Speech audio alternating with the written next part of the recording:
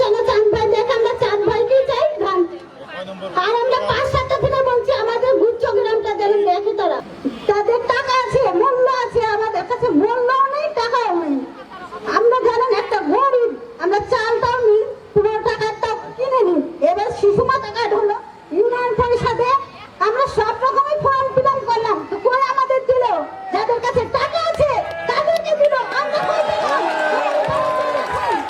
সেখানে দেখে আসুক, স্বপ্নটা নিয়ে দেখে আসুক আমাদের 20টা বাড়ির মধ্যে একটাও আছে কিনা। কেননা আমাদের কাছে কোনো নেতা যায় না, কোনো কিছু লেগে যায় না। আমরা ধরেন সব রকম দিকে বাধা পড়ে আছি। কেননা আমাদের ছোট ছোট ঘর, জায়গা নাই, সেখানে বাস করি। জলের অবস্থা খারাপ, পায়খানা নাই, আমরা নিজস্ব জায়গা নাই বলে সেখানে ধরেন আমাদেরকে বাস করতে দেয় না। সেভাবে আমরা থাকা লাগে, খাবার লাগে। আমরা হলাম একটা কৃষক, আমরা ধরেন মাঠে ধান লাগাই খাই। ধরেন আমরা কর্মী, সেভাবে তো আমাদেরকে দেখা লাগবে, সেভাবে কোনো নেতা দেখে না। সেটা আমাদের দেখাতে হবে যে ধানের শীষকে, সেটা আমাদের ভোট দিয়ে সেটা যেন আমাদেরকে চাঁদ ভাই দেখায়।